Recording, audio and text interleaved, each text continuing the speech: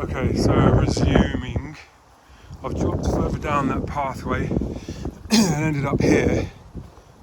And although it's named a little bit unexpectedly for me, Sarrett Mill, quarter of a mile, it's not where I would put Sarrett, but okay. It at least is going the way, because I need to be over there. At least it's going that way, and probably, I'm thinking, what I'm hoping is at some point I'll join the Chess Valley path, or whatever it's called.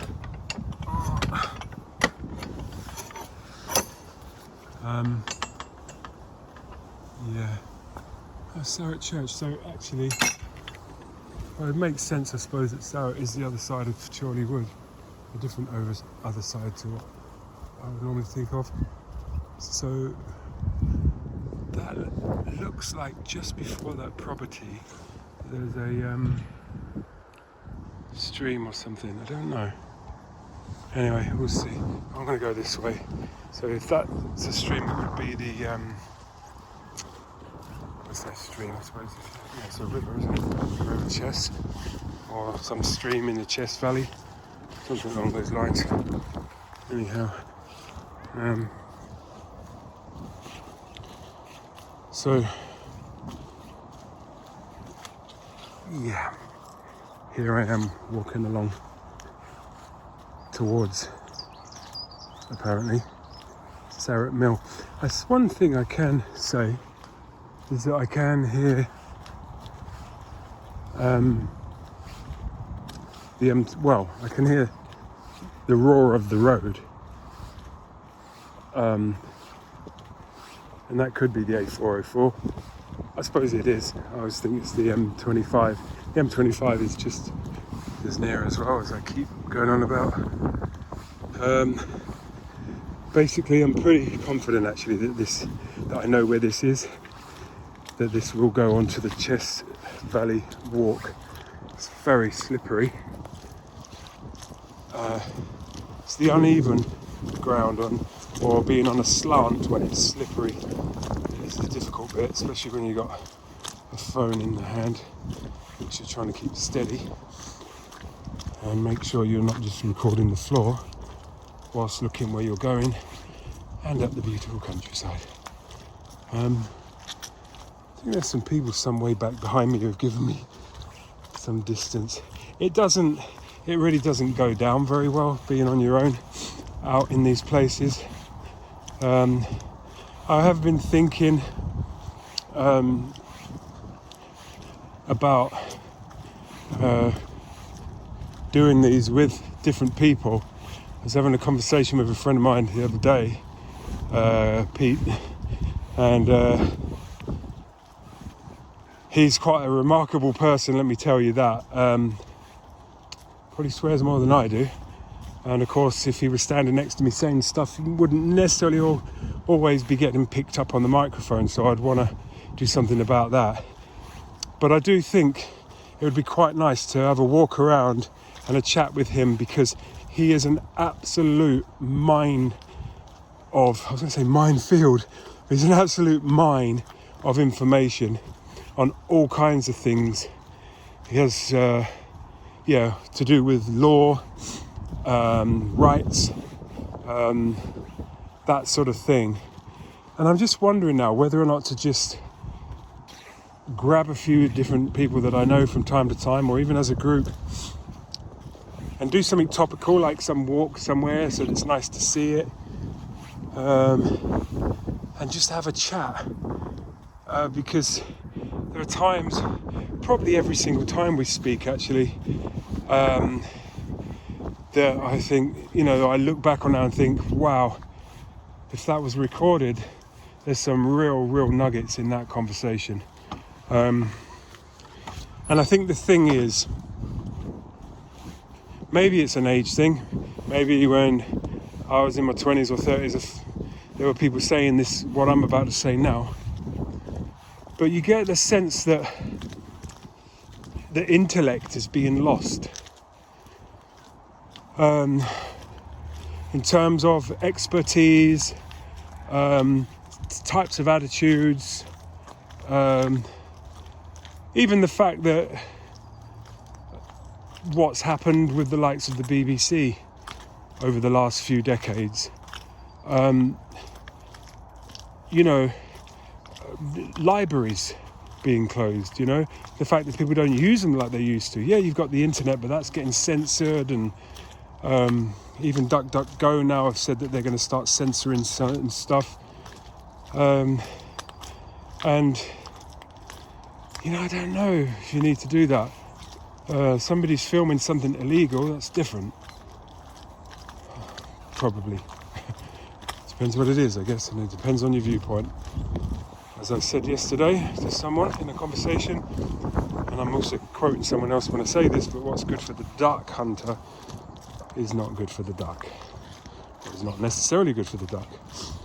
Maybe the duck wouldn't mind sharing some of that duck hunter's lunch, depending, of course, on what he's eating. But anyway,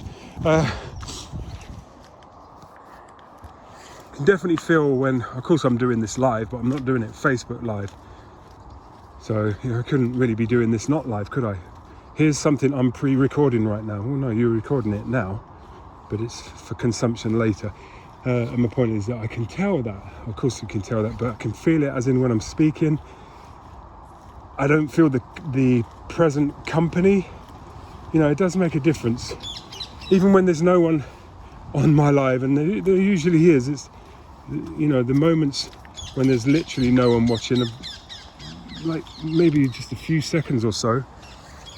Someone lost their hat. Shush, I'm trying to speak. Oh, the moon is out. I don't know if you can see that, but it's up there somewhere. But yeah, you can tell the difference when it's live, as in literally real live humans are watching your broadcast at the time you are delivering it, or creating it, or whatever. It's different. But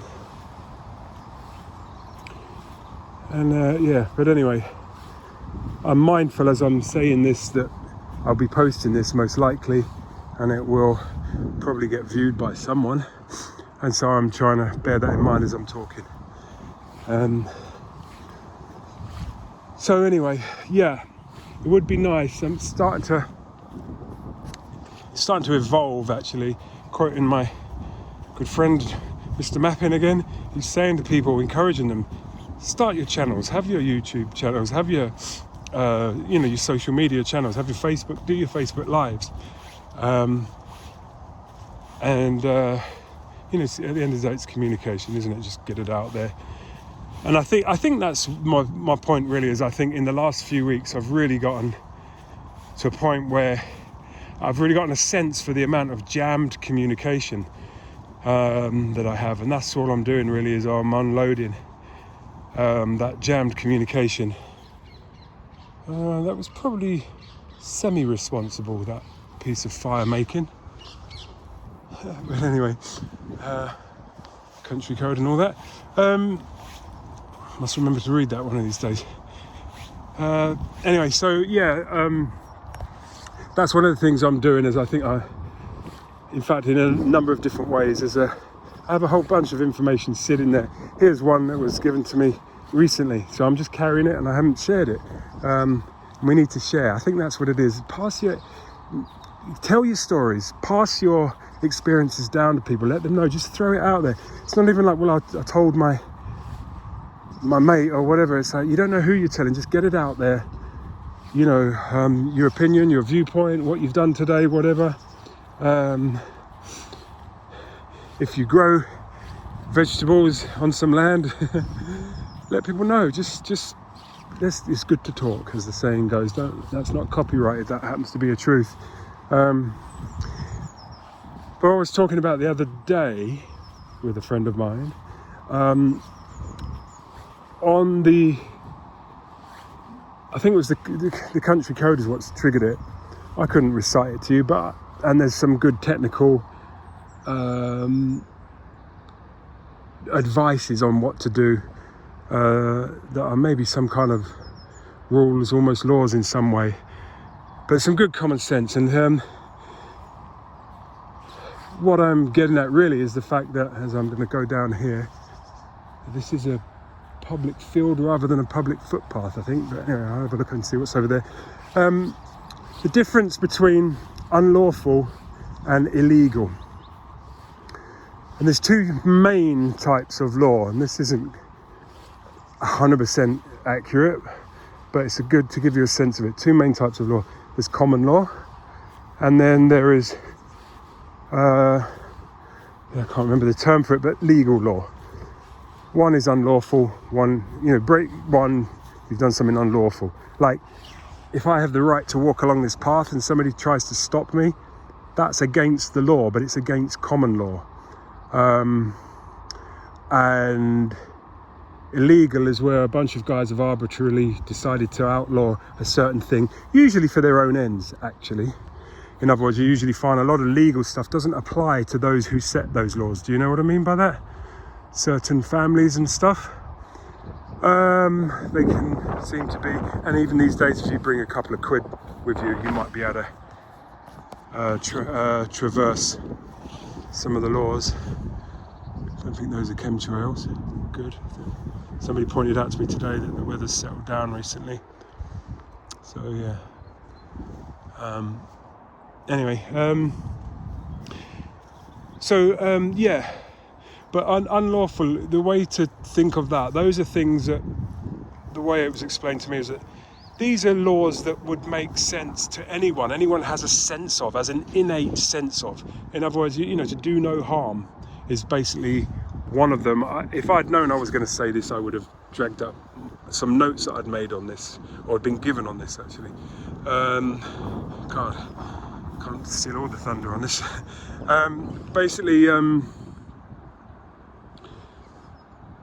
But that's common law. Common law tends to be, almost like a live and let live type of attitude. That attitude that most of us have a sense of. In fact, we probably all have a sense of. There's just a very small minority that seem to make it their mission in life to transgress against them at all times. It's like they're not happy unless they get their pound of flesh or they're feeling the blood, But basically, common law is a right that you have. You're not given it, you have it. It's just yours. So, yomping over the land, trying to keep my shadow out of this shot. I'm failing. Here goes me in the shadow. It's not lovely as somebody's. I probably should be a bit more respectful of it. That's their land. I'd love something like that, to be honest with you. Property like that, plot of land like this, somewhere to take your little paddleboard out, whatever. Really nice. Anyhow, it does remind me a little bit of my uncle's place. But anyway, so that's common law.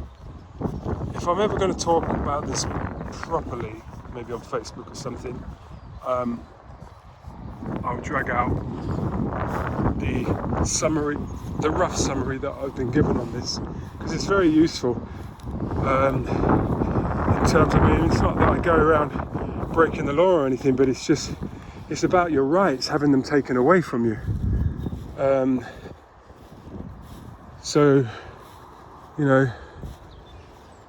Being comfortable enough with knowing your rights that you don't even feel the urge to trick someone into transgressing them. In other words, I really want to use my newfound understanding of the law. I really want to use it on someone. So come on, somebody do something to me so I can pull out my trump card. And yeah, that's what I would call doing your apprenticeship. I've learnt my trade, now I want to apply it. Get beyond that and just have a decent sense of these things and know that you're covered. Your rights as a human and as a sovereign being are covered in the oldest law there is, which is common law. Then that talk about maritime law, a very dumbed down or simplified definition of that was the fact that there were no courts in the States back in the day. You know, common law, basically, like right now, I'm a free man on the land. That's me. Hello. I'm covered by common law right now. I'm on a public footpath. I have the right of way. I'm a free man on the land. I can stand here. And not only that, do you know what I can do as well? I actually can film anything that I can see from a position such as this. Including the police, including even someone's garden. If I was in their garden doing it, different thing. But if you break common law, you've done something unlawful. If you break, is it statute law, you've done something illegal. So that's the difference. One is unlawful. Those roads closed in Moore Park, that was unlawful. And don't get me wrong, it's still the law, and I don't think you can necessarily go to jail under common law unless you get an injunction or something. I'm not really sure how you go into the nuances of it. I know there are people around me who know much more than I do. I'm just trying to summarise what I was given as a summary. Yeah, so that's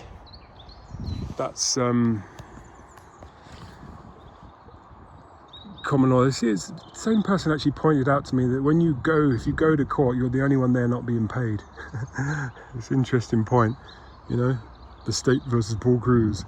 I'm standing there and I'm not getting paid, but everyone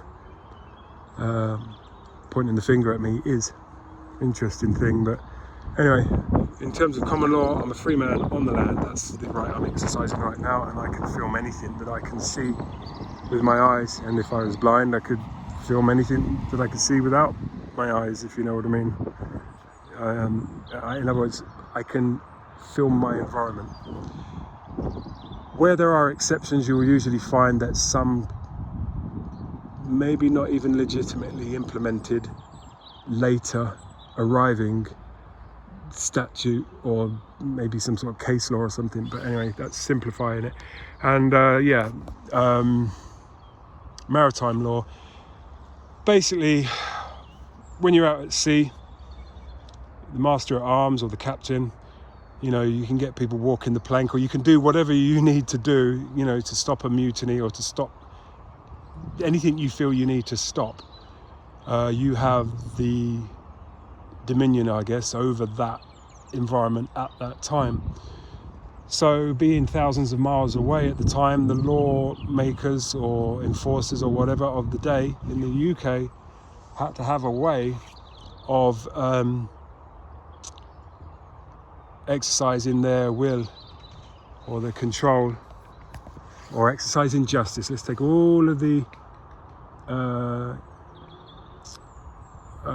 opinion out and just say exercising justice. And the way they did that is they declared the whole of America under something like 2 foot or 3 foot of water and put it under maritime law, and that way they could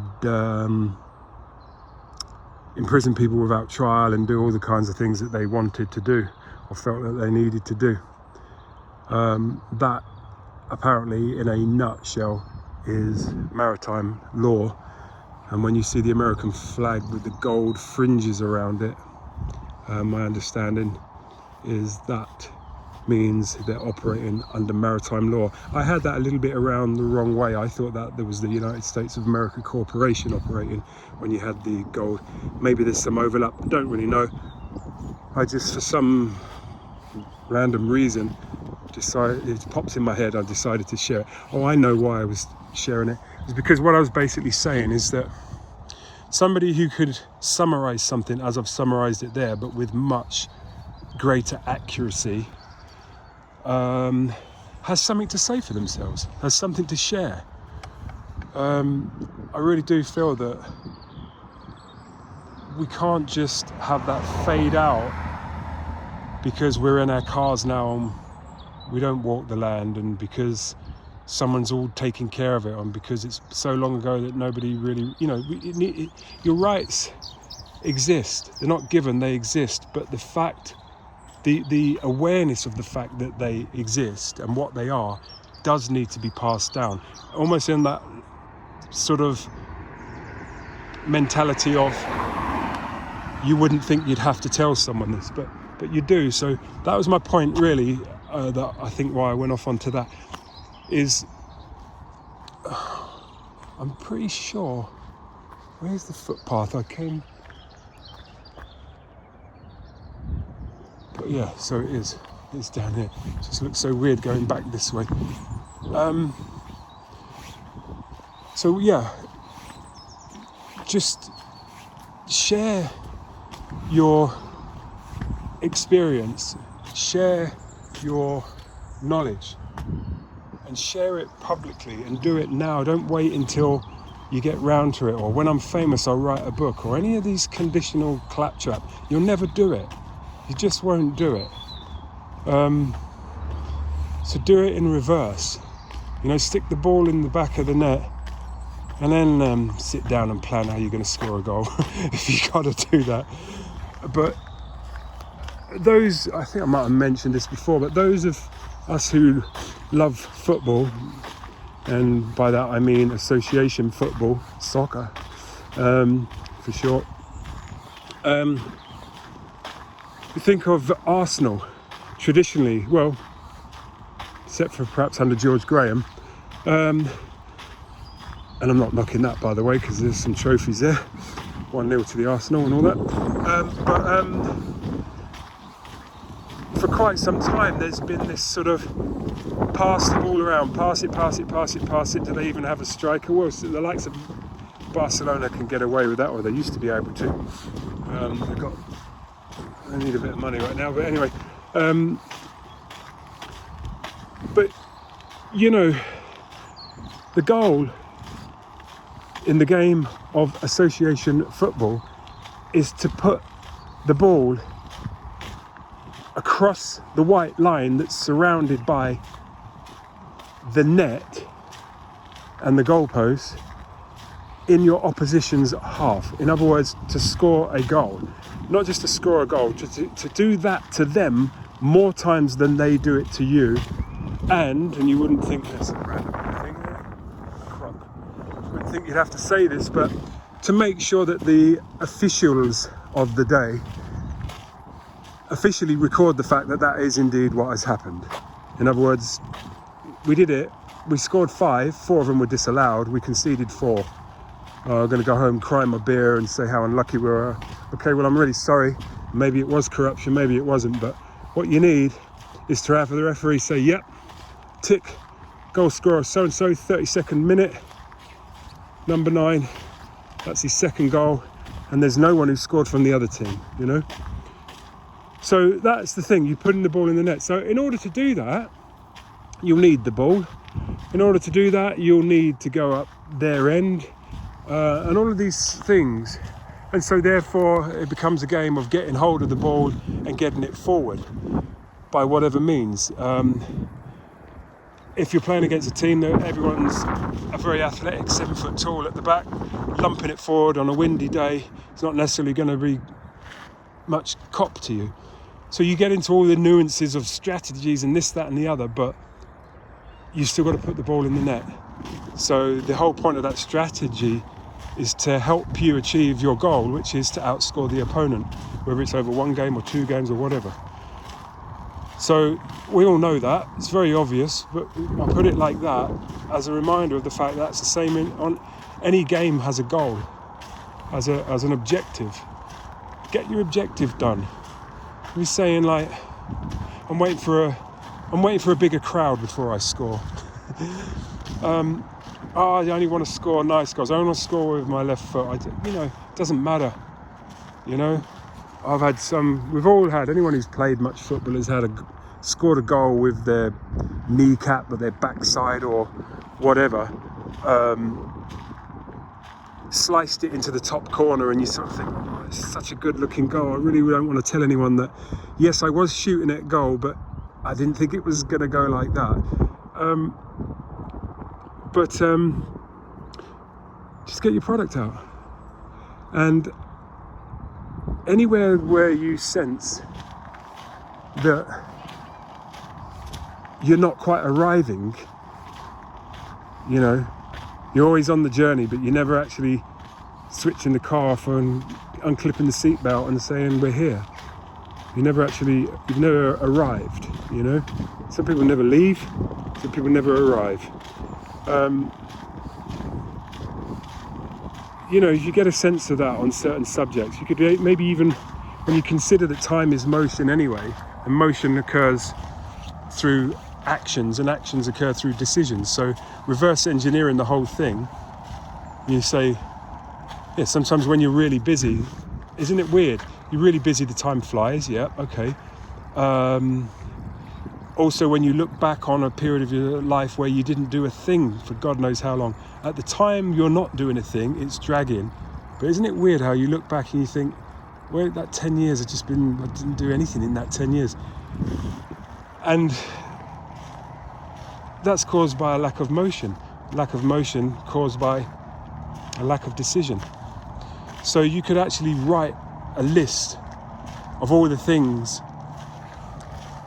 you're not making a decision on, all the maybes, and try and get something done, you know, tick off your bucket list, whatever. Just try and get something done on that list of, when I've got this, I'll do that. When I've got that, I'll do this. One day I'll blah. I wonder whether to zig or zag, or zag or zig. Should I stay or should I go? You know, wherever possible, just get a list of those things and shift something on as many or all of them if you can, as many as you can, and you'll inherit some time, you'll inherit some motion, you'll have changed something. Next time you sit down, you'll be sitting down on a different chair, or sitting down in a different mentality at least. So it's a good bit of advice anyway, I think, and that's advice that's been given me before now.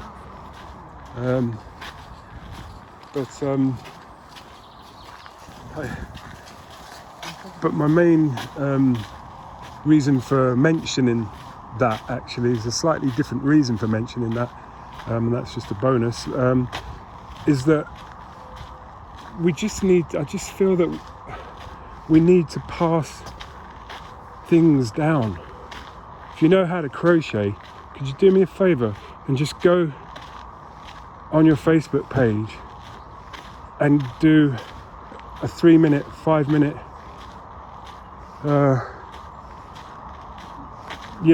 live or description or whatever, or indoctrination on crocheting, and just, share it. And knitting and sewing, curtain making, how to fit double glazing, like how to spray a car. Some of the nuances may have changed now because it's been a while since I've done it. The paints are slightly different. You spray it slightly different pressures now and stuff like that. So the absolute specifics may be different, but I'm sure the fact that it would only take me a matter of seconds probably to get back in the groove on that tells you all you need to know, really. You've got to evenly cover the surface that you're painting at a rate that causes the paint to lay as flat as possible in order for it to catch as much light as possible. And if you haven't sprayed for decades, you pick up a gun. Once you've done half a panel, you see how it's coming out and how it settles. It just becomes like a habit of training yourself to do it that way now, rather than the way you remember you last used to do it. You might get a run on the first panel. If you've sprayed a lot of cars, you probably won't get a run on the second or third panel. And so therefore that tells you that there must be some generic technology there. So as someone who hasn't crocheted, let's say, for 50 years, it's like, well, this is how it used to be done, or this is how I used to do it. I'm sure the procedure's the same. I don't think they're even called stitches, but let's say the stitches are the same. Some of the tools might be slightly different. People might be using lighter needles now or something. I don't know, but my main point really is, what I'm trying to say is, share your knowledge. We've all got things that we know about. I don't know if that was somebody having a little canoodle or something there. I was going to look at because I walked down there before, and there's more of the river and stuff. Anyway, but yeah, I just think we need to do that. We need to share the knowledge that we have. And the thing is, you might think, well, only 3 or 4 people saw that, but of that, one of the persons who saw it happened to know someone who whatever, or is someone who whatever, and the next thing you know, you've got a whole bunch of people seeing it. I share stuff. 2 men and a dog see it. Recently I shared something that was sent to me from the States, and it was sent to me, and thought I'm going to share that. And that got something like 40 odd shares on Facebook, which is quite a lot. That's shares, not views, shares. So that's, about somewhere around about 40 last time I looked. About 40 people, 40 individuals shared that with their friends on Facebook, and it got I think get close on a few thousand views in the end, which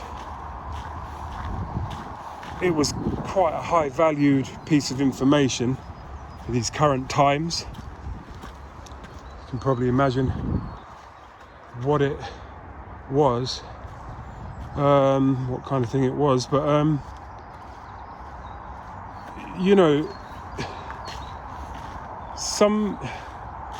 you may not be the best person to be speaking out about something, but you're speaking out about it. And if someone picks the baton up and runs with it, then that's fantastic. So do that. And people can also go back to stuff later. So if you think, well, I only got a few views, or I don't even know if it got any views because I posted it somewhere that doesn't count the views, or whatever, somebody could find that at a later date. So much technology gets lost. Some of these artisan technologies, dry stone wall building or something. Historians have a keen sense of that, especially in recent decades. You've got to keep people doing this and passing it down, otherwise it gets lost. And you wouldn't want to lose that. But that's the same with laws. Common law, I'm talking about rights. And alright, places to go. I do a little video of the gun club. Someone who does shoot turns up there and has a fantastic time with 6 of his mates, or her mates, or whatever. It's nice to help. If you like something, tell somebody something nice about it, pass it on.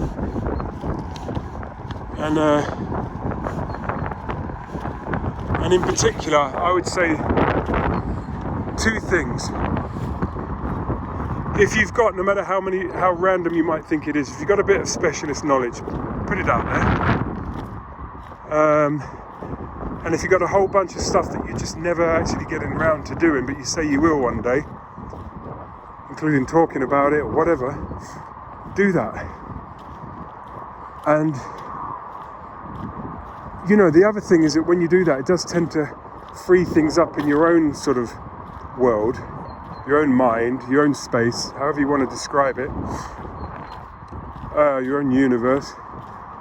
And if enough of us have that happen, then there's just a different thing going on. If you're surrounded by, in your life, a handful of people who've done the same thing, it's almost like something that's trending, as it's now called. It's almost like it's copyright social media. It's like things used to trend. All of a sudden, we watch Freaky Friday or some old movie or something, and next thing we're all bouncing up and down on space hoppers or pogo sticks, or let's make a trend of, let's all shift some stuck points in our own worlds, our own lives. Look at this beautiful dog.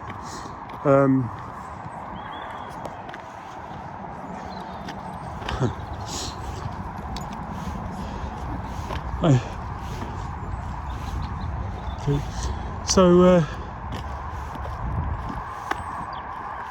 conservation grazing, right?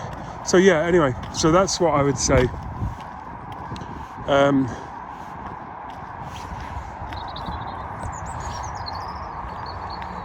Mentally change the bathwater in your head, in your world. I've always wanted to paint my house Old English white.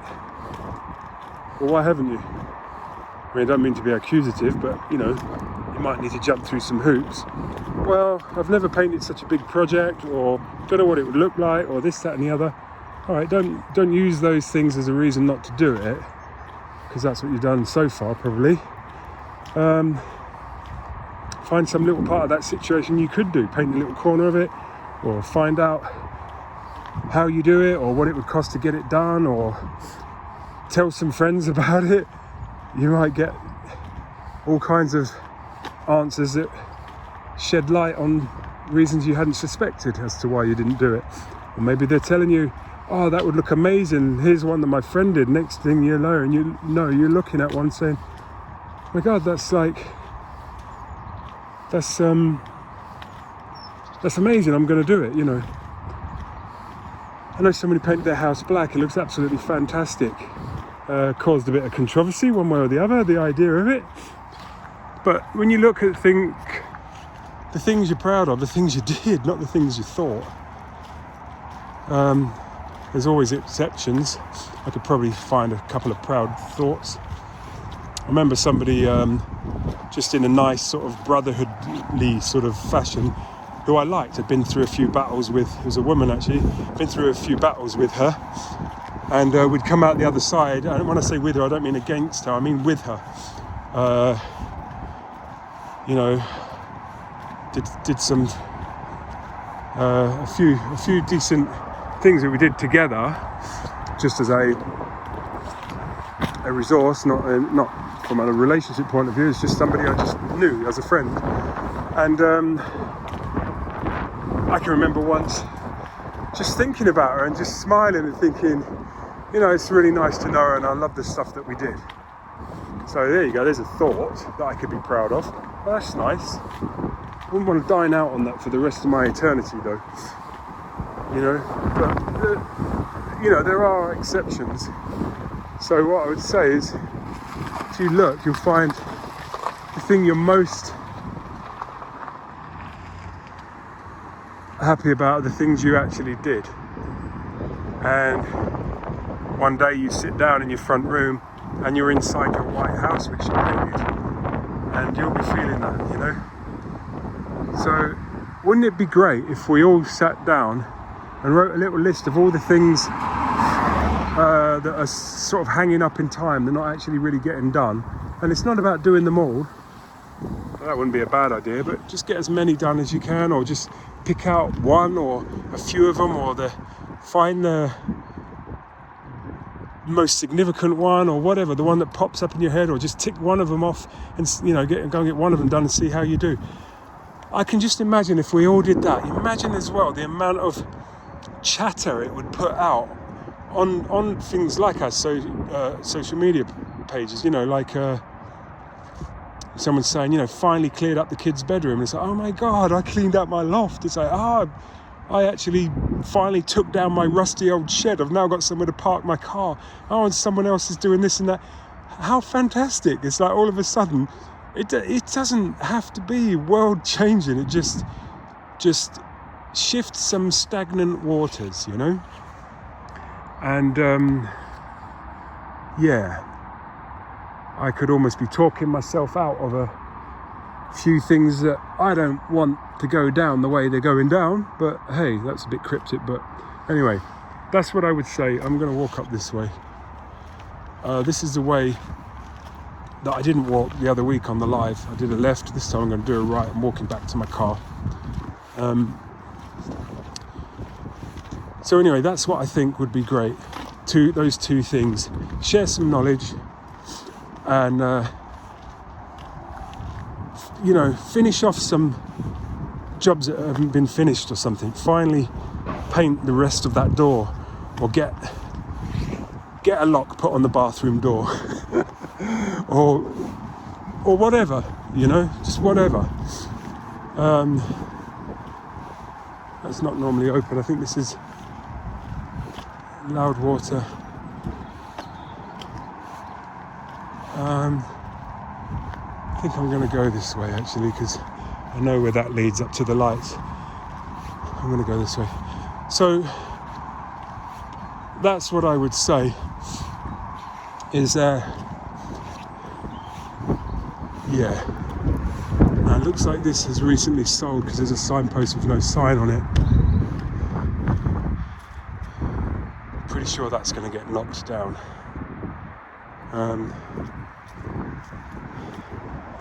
I would imagine that is probably, the garden's pretty big, that's probably a couple of £1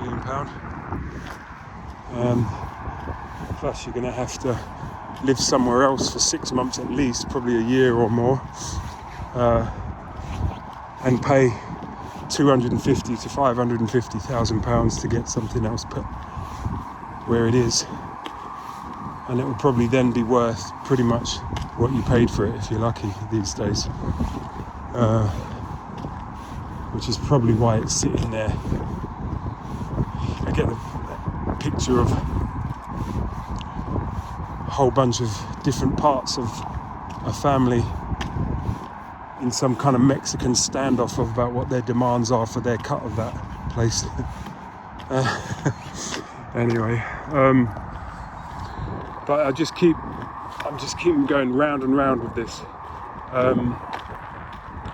Share your knowledge, share it publicly. Don't necessarily say promote it. I mean, just share it. Just make it available for consumption. Tell a few people or whatever. Do whatever you can. If you want to draw some attention to it, fine. But first of all, just share some knowledge. Share what you've got sitting there in your head or in your hands or whatever. One thing, and the other thing is tick off some jammed stuff that you can tick off. Go finish off some bits that have been hanging in time for God knows how long. Make a list of the things you haven't decided or whatever, or those things you haven't, that are incomplete, whatever, and just try and get as direct as you can. No point thinking, well, there's one on that list I really want to do, and you spend the next 6 months trying to do it and you still don't get it done. So that's what I would say, is just pick off the low-hanging fruit, because so far it's like no hanging fruit because nothing's happened, otherwise it wouldn't be on that list. So even if you think, well, I could get that done before I finish the list, all right, fine. I can't believe it's been 4 months. 4 months since we used the toaster because the fuse is gone. And you're writing the list and you think you almost like can't finish that list. You're like, I'm going to get up now. I'm going to go into the cupboard. I'm going to get a fuse. There you go. Change the fuse on my toaster. Made a couple of crumpets. That was quite funny. Sat back down, carried on with the list. But you look and you think, oh my God, that is fantastic. That's just so ridiculous. If it wasn't for this, writing this list or whatever, that thing wouldn't have got done for another couple of months, or it would have gone in the bin, or it would have gone in the shed, and a year later we would have been looking at it and thought, oh, maybe we should use it, or just buy another one. Or you take the thing out of the shed and a spider comes out of it and you think, oh, I'm definitely not using that toaster again. Whatever. So random, but I really do, I know from experience, and I'm sure we all can think of times where we've done stuff like that and felt better and wondered why we never did it, and made a little resolution to ourselves that we were going to do a whole bunch of things like that, and somehow we didn't. Well, all right. Don't use that as a reason to not do it again. Doing the one thing you did do is better than sitting there crying in your beer about all the ones you didn't do, even though you said you were going to. Just do what you can do. And yeah, I do really think that if we did that on a huge level, just as in amongst your network of friends, if we all got a couple of things done, there's going to be someone who hasn't been on holiday for 12 years or something, or has always promised his mum that he would take him somewhere or take her somewhere or something, and some guys will have, you know, more major situations they tackled than others. But even that's not really the point. The point is, take a little dark corner of your life that hasn't had any motion in it for a while and put some motion in it, and something will come of that. So there we go. I'm starting to listen to myself now, as in thinking I could probably do with upping the ante on that. But I think I'm doing that anyway to a certain extent with these lives, where I'm just saying, rather than waiting for the perfect day, it's perfect now. Beautiful sunny day. It's not that warm, but I'm moving, so I'm warm. It's not raining. Do I wish I'd eaten a little bit more? Yeah. Do I wish I had some water in my pocket? Yeah. Do I wish fuel was a bit cheaper right now? Yeah. Are any of those a reason to not be here doing this? No. Are any of those reasons that have been used before to not be here doing this? Yeah. Which is better? Doing it? Okay. So I think that was the answer. But let's double underline the answer. Doing it. There we go. So here comes a Facebook Live. Here comes a video because there was no signal for the live. You know, having said that, I did decide recently that I wasn't going to wash my car myself again, but also that I wasn't going to take it to most of the places you would normally take it, because I do understand now how you really want to bath your car in like suds that are designed to get all the grit and dirt off the body before you start blasting it across the paintwork. So there goes a little technology on cleaning cars. You know, rinse it off first, and if you're really clever, rinse it off with some suds that were designed to be a pre-wash suds. Use low pressure on your jet washer so it doesn't damage the paint. Thanks. Beautiful dogs. Yeah. Yeah. Anyway, so there's another tip there, just on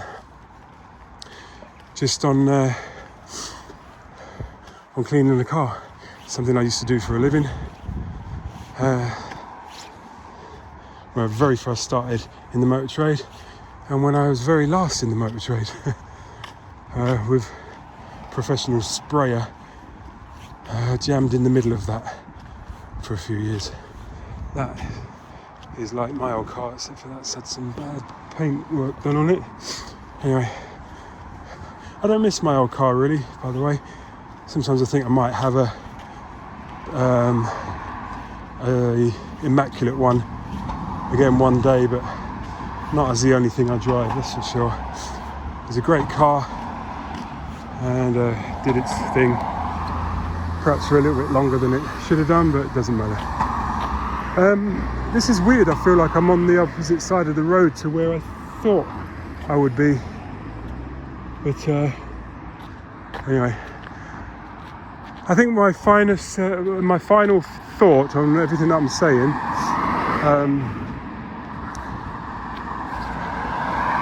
is that this is the A404 Chorleywood, by the way. It's going to be a bit noisy. I could cross the road and duck between down here.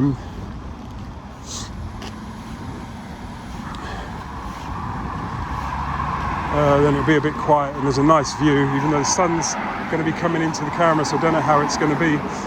But I'll be finishing off soon on this. There's a sort of a final thought that I wanted to say, which I'm going to say in a second. Meanwhile, just quickly look. I mean, this is horrific, isn't it? The human rights issue right there has restricted the free movement of people, that's for sure. I hope that which I've just shown turns out to be as bad as it got, rather than, oh my God, look how much worse it got. We were complaining about 174 and look what it is now. I hope that's not what we find. I hope, you know, like a year ago it was almost half that price, like 99p I think I paid at one point. We knew that was temporary, and we knew that they always put it up higher than it was when it went down, but not to this extent. And we're told it's going to get worse, along with the electric, the gas and the rest of it. It might, but I think these are turning points we're in now. Maybe I'll be wrong. I certainly hope not. Anyhow, yeah, my final point is a point I made just before I made these 2 points about sharing your knowledge and ticking off a whole bunch of not dones that you've got kicking around. Is the fact of, once again, with that guy just there with the dogs, not sure how much of it came on camera, there's a sense, I'll acknowledge that there's a certain part of it is in my sort of space as well, but I'm walking along the street on my own with a camera, talking into it. It's not an icebreaker. Let me put it that way. You and I know the reason why I'm doing it. Well, maybe you don't know the reason why I'm doing it. You know the stated or the apparent reason is that I'm sharing some stuff and all the rest of it. But as far as I'm concerned, if I was doing anything more than that, I'd probably, you know, that would probably come out of my mouth by now. So I think it's pretty much just that, just doing the, you know, just sharing something nice, my thoughts and all the rest of it. But I'm more and more thinking I would like, as I said earlier, I would like to have friends appear on these with me. And an added bonus, as far as I'm concerned, that socially it's a little bit more comfortable for those that I come across. For instance, the number of people I probably would have said a few more words to if I was walking along with my mum, you know, just because they would have been more comfortable. I'm always mindful of the fact that there may be a certain amount of intimidation coming along with the significance of a 6-foot guy, you know, talking into a camera as he's walking down the street in a country footpath or something, in amongst the woods or something. You know, it's like there were 3 or 4 guys in the petrol station that I just walked past yesterday. Petrol station, cameras everywhere. I didn't enjoy being in their company. Socially / fashionably, minimally, they wanted to be a bit of that. Whether they had behaviour to back it up, I don't know. But I didn't enjoy being in their company, and yet there I was in a petrol station with cameras everywhere. To be honest with you, one of them appeared to steal something as well, actually. I'm just going to say that. I didn't know for sure, but it looked like he did, but maybe he didn't. You know, like a little finger roll or something with salad in it or something, I don't know. It happened very quick. So his hand went away from the fridge and into his pocket, and as he went into his pocket, something flashed in his pocket, some sort of orangey yellow something. Might have been what was already in there. But I mean, there's a good example, you know. As the saying goes, it is a PR world. they were trying to look a little bit dangerous, you know, out here in suburbia. And maybe they were a pain in the backside, maybe they weren't. But that's why, you know, a little friendly smile goes a long way sometimes. Most of us, anyone who's watching this will have a sense of how they might appear to others.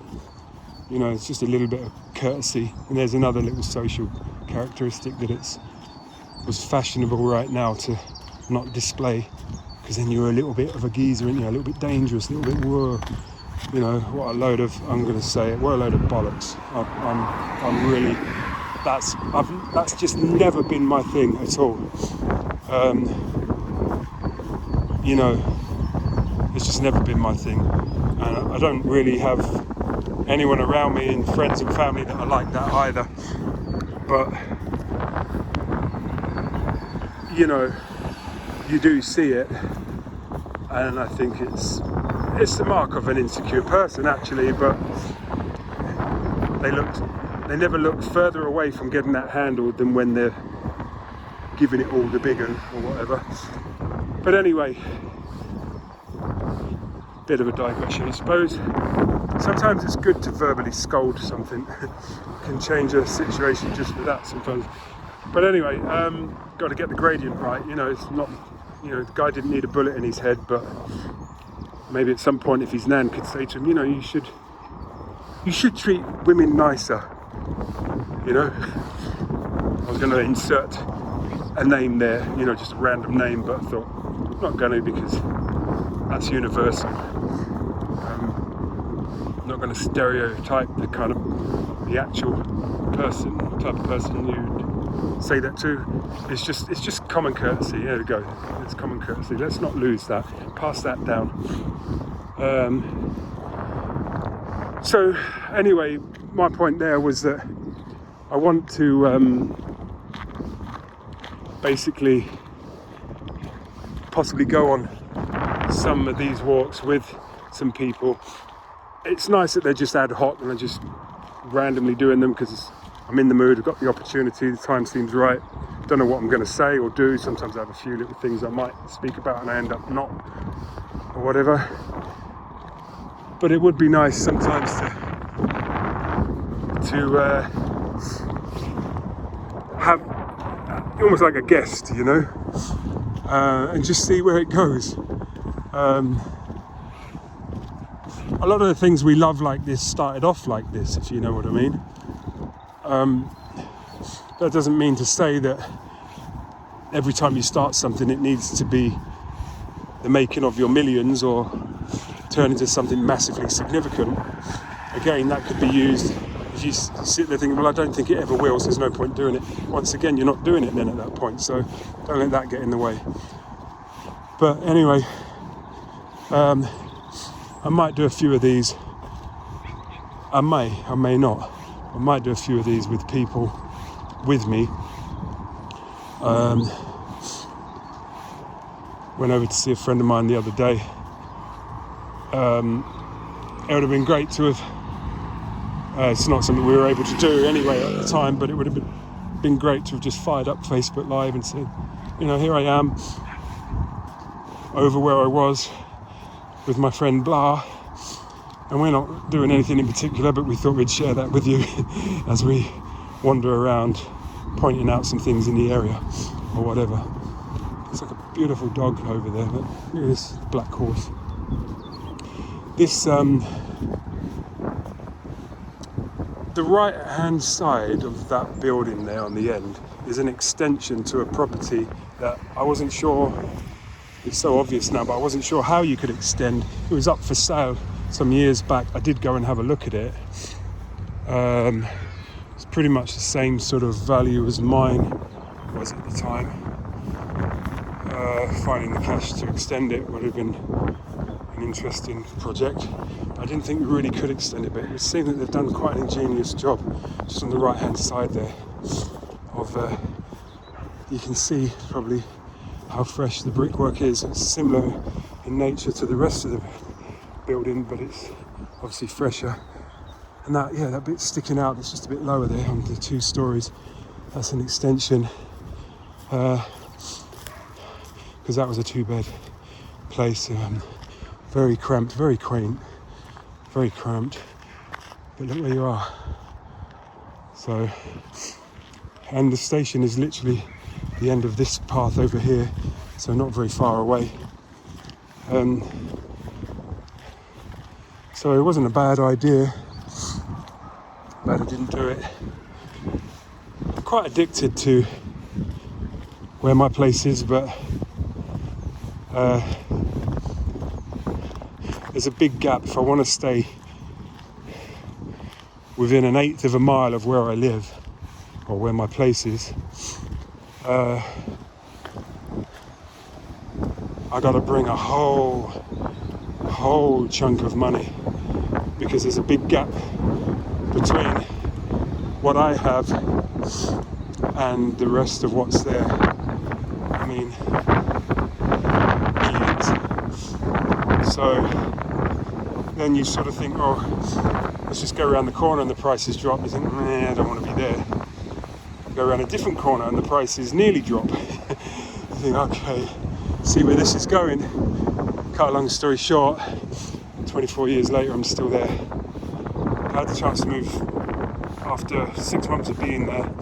That's probably when I should have done it. But anyway, it's not bad. It's a nice place. It's a great area. And there's nice places nearby, such as here. And I've actually recorded this little spot a number of times. So as soon as I get around this corner, I'll end off here, I think, and walk back to my car. But this is now Chorleywood Common. I could be wrong about this, but I'm sort of thinking that when you're on an aeroplane and you take off and you land, you feel that stuff. But I've said this to people before, but the point where you're doing the most noteworthy thing, the most newsworthy thing on an airplane is what? 30,000 feet, 450 to 500 miles an hour. That's the bit where you're bored. You don't feel it. You feel the acceleration, you feel the climbing, you feel the slowing down, which feels like don't hit the brakes. You'll die, you know. It doesn't feel like you're moving, so when it slows down, it just feels like the wrong thing to be doing. And of course you feel the landing, and then you hit the ground and everything goes flying by, even though it's miles away from you. You know, the fire truck on the runway, hopefully that's miles away from you. But just near enough should it be needed, but hopefully not needed, if you know what I mean. Anyhow, it's a bit like this now on these lives. I feel like I've done the taking off and now I'm just coasting in the sky. So I think maybe that's part of the reason for trying to do a little bit more than just walk around and share something I'm looking at. And I know what I'm like. I'm not one of these people that likes repeating, you know, too much repetition at the moment. I tend to like change things up, as the saying goes. So either I'm going to wander around somewhere else, but basically I'm probably going to bring another aspect to these, is what I'm getting at. So wander around somewhere else, or you know, another saying would be take it to another level, but you know, I don't want to be bigging it up, as the saying goes, too much. Still, they're quite informal, or whatever the word would be. But maybe one day down at the gun club, I could get them to give me a little wander around the place. I could have a chat with the guy as I'm filming or something, do a live that way. You know, so I think maybe a few little interviews, or maybe somebody can give me something to say, like Pete's given me on the legal stuff, and I can say, a bit like a request on a radio station, where you just say, I've got a request on my Facebook Live to discuss blah, and it's either something about myself, which I could discuss, you know, some story somebody wanted me to tell or something, or perhaps even better would be something that they wanted me to discuss. So, you know, I'd have some notes, what they've asked me to say on their behalf, you know. So maybe something. I just have a feeling. I met somebody years ago. Actually, if I put it in a nutshell, I went and played poker in South Kensington some years ago. But it was great. Just happened to see it on Facebook. Anybody want to come along sort of thing. It's a friend of mine. So I went along, and it's really lovely sort of basement flat. Great company, really. We had a fantastic time. I'm not a gambling person. We set a limit of like 20 quid or something like that, just so that we didn't go silly. And you could just have some action, some fun. I was winning, actually. We reset the bar about 3/4 of the way through the night, but I was actually winning. I'm not kidding you, I've still forgotten how to play again. I'd have to be explained again. I've hardly ever played the game, but it was real fun. And there was various different people there. One of the people that was there was a guy who was on his way to the States. He was moving, I think, to America because of a job offer he'd been given. He'd basically started some sort of social media, like, I can't remember what it was, but I think it was a blog. Yeah, it was a blog. He started this blog. He said, one day I just got this idea that I needed to start talking about something. So he went and he did this blog. I'm going to go this way, actually, because it's got an interesting little thing. Quite often park my car up there. The village is down there, the station's over there. So he started doing this blog. I don't even remember what it was he was blogging about. It could have been music, hi-fi equipment or something, maybe, I don't know. Anyway, that was that. And it just really gathered pace, and he got to the point where basically money was being thrown at him because of the impact he was having and what people felt they could do with that, you know. So I'd never met him before. He was actually the son of someone who I did know, although he's younger than me, but not that much younger than me. But I knew particularly his mum, and I still was thinking, really, that's your mum? It's like, it seems so different. But anyway, but that was that, and he was off to America, and I think he was about to get well paid, and he'd done all right out of this blog anyway, just for himself. But the point is, that turned into a money situation. I had this weird idea that it sort of faded out. I have no idea, because I haven't spoken to him since, and maybe he's out there, you know, having a great time, doing even better, whatever. But in my own little world, I sort of think that the candle waned on that one eventually, but he got a good story out of it, do you know what I mean? And hopefully managed to keep hold of some of the booty from such a game. Anyway, so basically that's a little bit like how I feel, is that I don't really know what's going to come of this, but that's why I've been doing these, really. I just had this feeling of like, as well as wanting to do it, I had this feeling that this is the thing to do. And who knows, I could be about to get so busy that I'm not going to be able to do anything like this. And then I'll look back and I'll be really glad that I did when I could. So I have the opportunity right now, in amongst other bits and pieces that I need to be getting up to, I have the opportunity to do something like this. I keep coming over Chorleywood, although I've explored something new in Chorleywood and around that area today. I do keep coming back, so I kind of apologise for that. I'm really drawn to here for some reason. Right now, I just am. I don't really know why. I'm usually, I suppose we're all quite good like that. When you have a feeling about something, you go with it. You usually find out somewhere along the line, is that, how funny is that? It turned out, while I was there, this happened or that happened or something. But whatever. It's something, I had the urge to do it. I had the interest to do it. But I have the feeling of like, you know, this is actually, I'm asking myself, what am I actually doing here? When I'm filming and I'm sharing it. Yeah, why here? Why now? And the answer could be just because there's always a here and a now. But for me, in there somewhere is something slightly more, but perhaps as yet unrealised or unrevealed. significance. But anyway, we'll see, won't we? Minimally, I'm willing to do them for the, let's say, top level reason, which is because I like doing them. I don't have that many friends that do anything like this. I've had one or two people in particular are very happy that I do these, and there's always someone I didn't expect joining on the lives, so that's great. Anyhow, other times I've come here, I've had a feeling, oh, I'm going to do another one a couple of days over there, or I'm going to do this, or I'm going to do that. I keep seeing this way.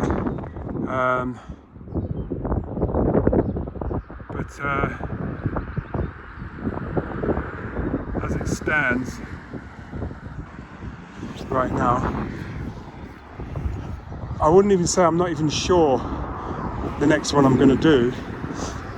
What I'm about to say I don't think will be what ends up happening, but just to give a feel for what's going through my mind now, to have a feeling that it sounds a bit shocking to say, I'm just sharing my sense, the sense I'm getting right now, and that is that I don't have another one. There isn't another one. Looking ahead, maybe because I'm done with this, I was thinking of going over to Black Park and having a wander around there on the live, a few other places, but I don't know. I think I've done with whatever I was doing. I know I'm definitely the kind of person who a few days later will be like, hi! You know, you get these people sometimes say, I'm deleting my Facebook account, and 2 days later they're still there and they never did delete it. Fine. So maybe that will happen, but as it stands right now, I'm looking, I'm thinking, no, that's it. I've done. I've emptied the bucket out of my head. My reasons for doing this have been laid out, have been achieved.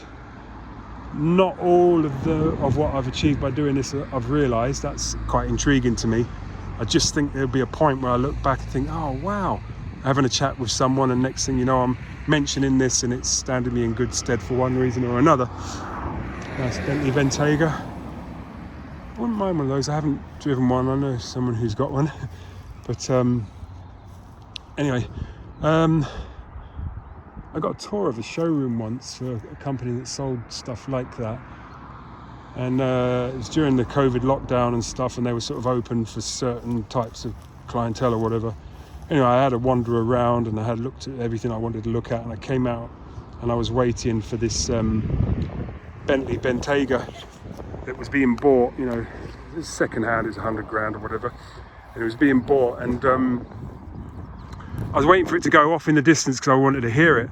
As it happens, the guy went off in the distance really quietly, so it was a bit of an anticlimax. But anyway, so I thought, well, I'm going to go back in and have a look at that, whatever was in there. It was a Mustang or whatever it was. I can go and have another little look at that, and then I'm going home. So I walked back in, and the guy said, oh, can't come in. And I said, oh, okay, fair enough. Anyway, I said, oh, I was in a minute ago. He said, yeah, I thought you were with that guy. So I did wonder, because the place did look a little bit shut down and stuff, but they thought I was with this guy who was just picking up his £100,000 purchase. It's for a second-hand Bentley Bentayga, and they thought I was with him, so it's like I had carte blanche, I could go anywhere. And they weren't as polite once they decided I wasn't with him, but by then I'd got my product, which was to have a wander around looking at the cars there, and it told me all I needed to know about going back. So I haven't been back since, not even to do a Pretty Woman moment. Big mistake, you know. But anyway, they're very well known in the area. I don't think I bothered giving them a review in the end, because it was just like, what they didn't have was class, and that's not, class doesn't have anything to do with your income, as we all know these days. It absolutely doesn't. if it ever does have anything to do with income, I usually find that the guys who are truly moneyed up, as you might say, not the guys who can get their hands on lots of finance, the guys who really truly have pedigree, they're usually quite unassuming. They're not trying to be like that, they just are like that. That's a big difference between, you know, the way you are and the way you're trying to be. And some people have a really poor understanding of what it is they're trying to copy. And it's embarrassing, isn't it? And you look at something and say, mate, you're trying too hard.